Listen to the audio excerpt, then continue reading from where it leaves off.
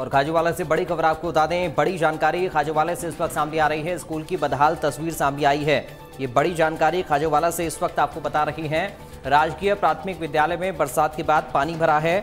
ये बड़ी जानकारी इस वक्त आपको बता दें, बरसात के बाद पानी भरने की वजह से परेशानी छात्रों को हो रही है। बारिश के बाद इस तरह की तस्वीर हर बार दिखती है और इस बार भी इसी तरह की स्थिति नजर आ रही है। तो खाजूवाला से खबर आपको बता रही हैं, जहां पर स्कूल की बदहाल तस्वीर सामने आई है। जल भराव की समस्या है। राजकीय प्राथमिक विद्यालय में बरसात के बाद पानी भरा है और बच्चों को काफ़ी परेशानी हो रही है। बच्चे गंदे पानी में से होकर कक्षाओं तक पहुंचते हैं। हर बार बारिश के बाद इस तरह की तस्वीर बनती है और इस बार भी कुछ ऐसी ही स्थिति बनती हुई नजर आ रही है। तो ये बड़ी जानकारी इस वक्त आपको बता रही हैं खाजूवाला से, जहां पर स्कूल की बदहाल तस्वीरें सामने आई हैं। स्कूल की बदहाल व्यवस्था की तस्वीरें सामने आई हैं। राजकीय प्राथमिक विद्यालय में बरसात के बाद पानी भरा है और बच्चे उसी गंदे पानी में से होकर कक्षाओं तक पहुंचते हैं। तो आप सोचिए स्थितियां किस तरह की होंगी। और ये सिर्फ एक बार का नहीं है, ये सिर्फ अब का नहीं है, बल्कि हर बार कमोबेश यही स्थिति होती है। ये तस्वीरें इस वक्त हम आपको दिखा रही हैं। तस्वीरें आप देख सकते हैं।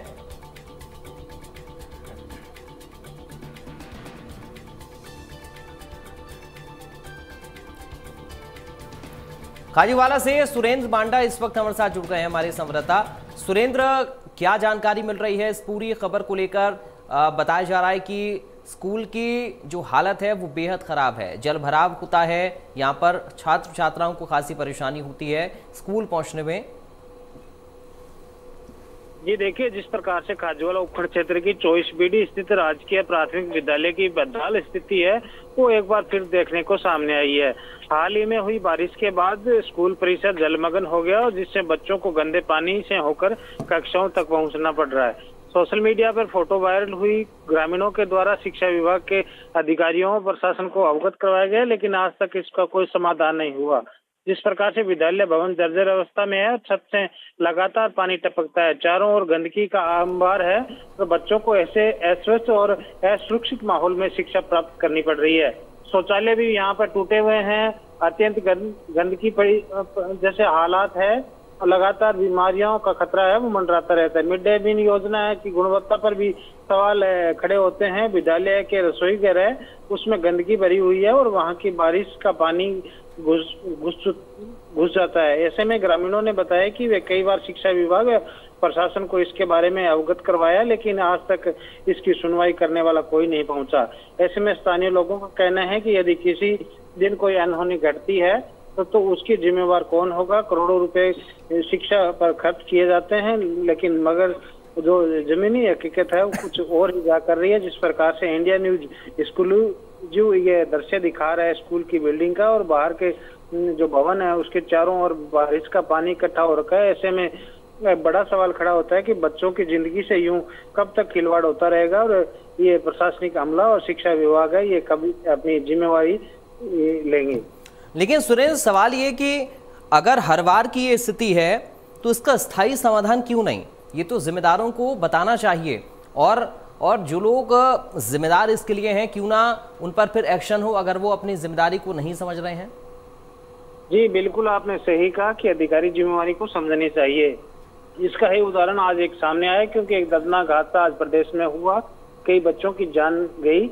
लेकिन अभी प्रदेश में ऐसे बहुत से विद्यालय हैं जो जर्जर स्थिति में है। बारिश के टाइम ये पूरे तरह से पानी टपकता है कई जगहों से। तो ऐसे में ये कभी भी कोई बड़ा हादसा का रूप ले सकता है। ऐसे में शिक्षा विभाग को समय पर इस पर संज्ञान लेना चाहिए। इसके साथ बिल्डिंग के साथ साथ जो स्कूलों के अंदर बाल वाहिनियां हैं उन पर भी परिवहन विभाग व पुलिस को संज्ञान लेना होगा, क्योंकि अनफिट और जो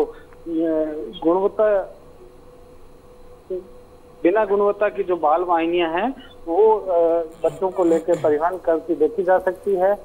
तो ऐसे में समय रहते स्कूल की भवन और जो बाल वाहिनियां हैं उन पर कार्रवाई प्रशासन को करनी होगी। चलिए, आपका बहुत शुक्रिया सुरेंद्र, तमाम जानकारी और इस पूरी बातचीत के लिए। तस्वीरें जरा आप देखिए, स्क्रीन पर हम तस्वीरें आपको दिखा रहे हैं। सुरेंद्र मांडा हमारे संवाददाता खाजूवाला से जानकारी भी दे रहे थे। ये कमोबेश हर बार की यही स्थिति है, लेकिन स्थिति जस की तस है।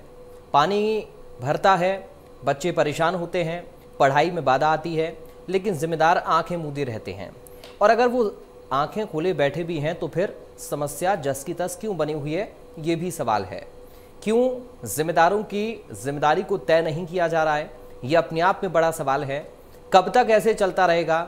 गंदगी का अंबार, अव्यवस्था का माहौल और जल भराव ये बीमारियों को भी दावत दे रहा है, यानी छात्रों के स्वास्थ्य भी खतरे में है। छात्रों के स्वास्थ्य के साथ भी खिलवाड़ किया जा रहा है।